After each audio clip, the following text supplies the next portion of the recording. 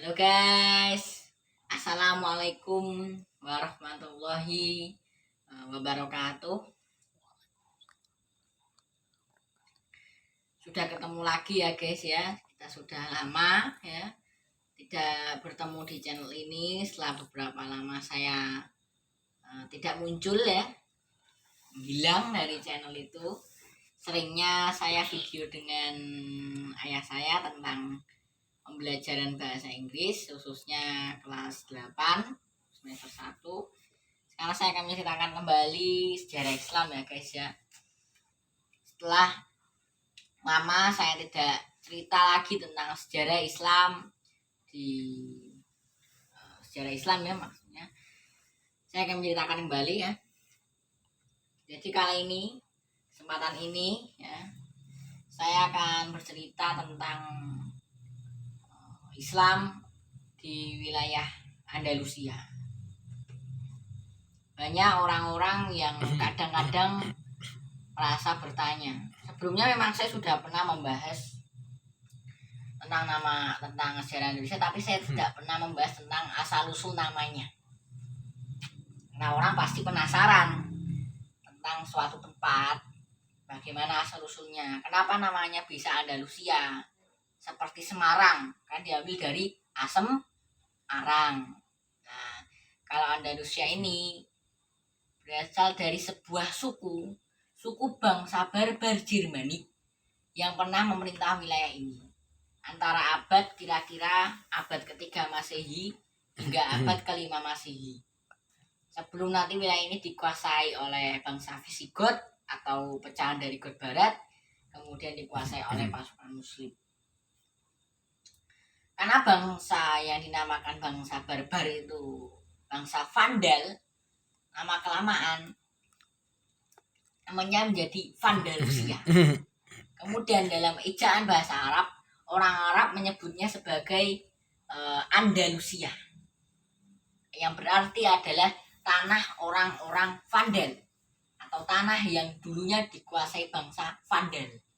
Dari kata Vandal ini juga kata vandalisme atau istilah yang berarti perusakan, coret-coretan, itu berasal dari bangsa Vandal karena mereka menyerang Roma. Orang Arab juga biasa menyebut dengan sebutan Al-Jaziratul Andalusiyah atau Jazirah Andalusia, karena memang wilayah ini menjorok dekat pantai gitu ya.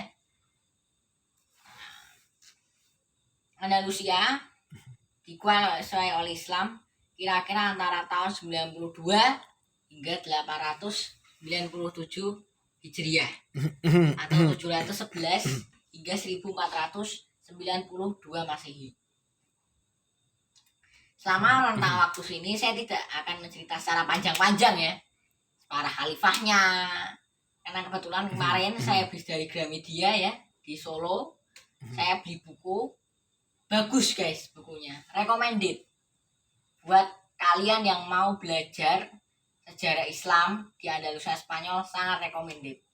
Itu membahas tentang peradaban Islam tidak hanya dari politik saja, tapi juga membahas seperti keilmuannya, arsitektur, dan juga yang lain-lain.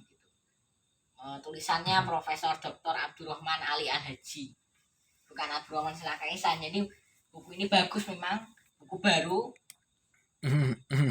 Kira-kira halamannya 704 halaman kira-kira ya. Lumayan banyak halaman. Setelah saya baca buku itu, pertama kali masa itu adalah masa para wali. Setelah Andalusia ini dikuasai oleh Umayyah melalui Thariq bin Ziyad dan gubernur Ifriqiya itu Tunisia ya, Musa bin Nusair. Maka kemudian dikuasai oleh para gubernur ya. Kemudian masuk ke masa amir ya, keamiran Islam di Andalusia. Dimulai dari masuknya Abdurrahman ya, lagi-lagi namanya Abdurrahman juga, Abdurrahman bin Muawiyah bin Hisham bin Abdul Malik bin Marwan bin Al-Hakam bin Al-Ash ya. atau biasa disebut orang itu Abdurrahman Ad-Dakhil. Ad-Dakhil ini artinya orang yang berhasil masuk ke Andalusia. Jadi orang ini yang menjadi pendiri keamiran Islam Indonesia sekaligus orang yang menginisiasi pembangunan Masjid Agung Cordoba atau The Great Mosque of Cordoba. Dan juga dia juga yang menginisiasi juga dibangunnya perpustakaan di Cordoba, yang itu di mana perpustakaan itu menandingi perpustakaan Darul Hikmah atau Baitul Hikmah di Baghdad, atau mungkin perpustakaan Kairo di Mesir yang dibangun pada masa Khalifah Al-Aziz dari dinasti Fatimiyah yang beraliran Syiah Ismailiyah. Nah,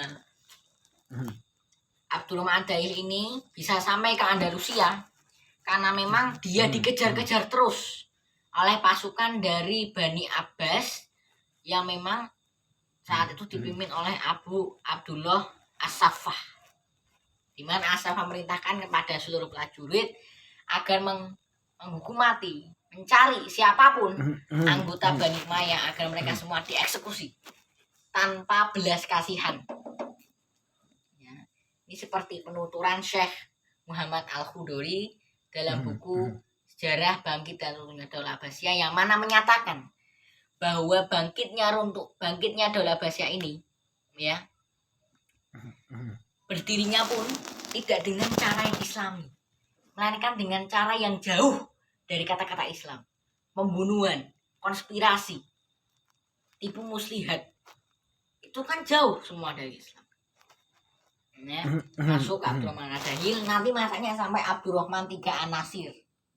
Ya, ketika masanya Abdurrahman III An-Nasir masuk ke masa kekhalifahan, ya, Abdurrahman III An-Nasir bidinillah tersebut Amirul Mukminin, memimpin orang beriman, mendeklarasikan kekhalifahan Umayyah Cordoba tahun 920 atau 929. Berkuasa paling lama hingga 959. Jadi bahkan ini menandingi Baghdad sebagai pusat, ya, dari Khalifah Abbasiyah di timur, dan juga menandingi Konstantinopel sebagai ibu kota Romawi Timur. Ya. Abdurrahman III An-Nasir ini mempunyai seorang dokter Yahudi namanya Hisdai Ibnu Shaprut, yang memang menjadi dokter yang sangat berpengalaman, dan bahkan salah satu raja dari kerajaan Kristen di utara Andalusia yaitu Sancho I meminta, ya, bantuan dari dokter Hisdai bin Shaprut ini untuk menurunkan berat badannya, karena Sancho I ini terlalu gemuk, ya, jadi dia meminta kepada dokter Hisdai nanti untuk menurunkan berat badan. Pada masa ini juga kerajaan-kerajaan Kristen di utara seperti Navarre, Aragon, Kastil, dan Leon membayar upeti pada Rusia.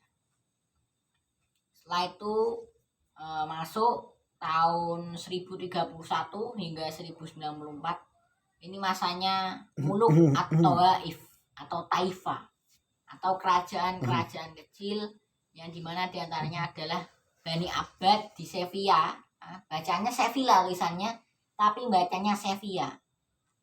Ya. Kemudian ada Bani Zunnun di Toledo, ada Bani Hud di Zaragoza, ada juga Bani Al-Aftos di Badajoz, ada juga Bani Mardanis di Valencia, dan juga yang lain, ya. Nah, kemudian masuk nanti Yusuf bin Nasyufin menang dalam pertempuran Zalakoh, ya, melawan Alfonso ke-6 atau pertemuan Sagrades. Berdiri Al-Murabitun sampai 1147. Al-Murabitun untuk digantikan masanya Al-Muwahhidun atau pemerintahan Muwahhidun.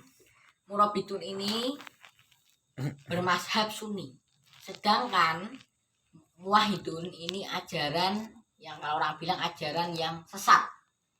Ajarannya Muhammad bin Tumar diturunkan ke siapa? Pengikutnya namanya Khalifah Abdul Mukmin, yang akan menjadi pendiri dari gerakan Daulah Muwahhidun. runtuh tahun 1269. Setelah itu akhirnya yang tersisa di Andalusia tinggal satu, yaitu kerajaan Granada, didirikan oleh Muhammad ke-1 pada tahun 1232. Dia membangun istana dinamakan Alhambra. Kenapa namanya Alhambra? Karena kebanyakan penyusunnya berwarna merah, Alhambra, artinya kemerah-merah. Dan bahkan saat ini menjadi tujuan turis utama wisata di Spanyol, di Granada. Nah, ini kerajaan Granada runtuh tahun 1492. 1492 diusir, Muslim Andalusia diusir. Mereka semua dibunuh. Kalau nggak mau meninggalkan Andalusia dibunuh. Kalau mau selamat murtad ke Kristen Katolik. Oh ya guys, saya lupa aja menceritakannya. Sebentar lagi, sedikit. Ada periode sejarah Andalusia yang jarang diceritakan. Apa? Ada periode antara 1492 hingga 1614. Itu masanya Moriscos. Moriscos ini mereka adalah keturunan para orang-orang Moor Muslim Spanyol yang diusir tahun 1492. Mereka ini tinggal hingga nanti masanya Raja Philip III tahun 1609 memerintahkan agar seluruh warga keturunan Muslim diusir. Saja ya guys ya, yang dapat kami sampaikan ya. Sekiranya itu sudah cukup ya. Kalau kalian pengen sejarah Andalusia yang lebih lengkap, lebih menyeluruh, lebih komplit tentunya, beli bukunya langsung, Andalusia, sejarah lengkap dari awal penaklukan Muslim hingga jatuhnya Granada. Profesor Dr. Abdurrahman Ali Al-Haji mengajar sejarah Islam di Universitas Baghdad ya. Dia meninggal ya tahun lalu, awal tahun 2021 ya, kira-kira tahun Januari 2021. Itu recommended banget. Kalau mau beli bukunya ya guys, saya rekomendasikan. Terima kasih. Assalamualaikum warahmatullahi wabarakatuh.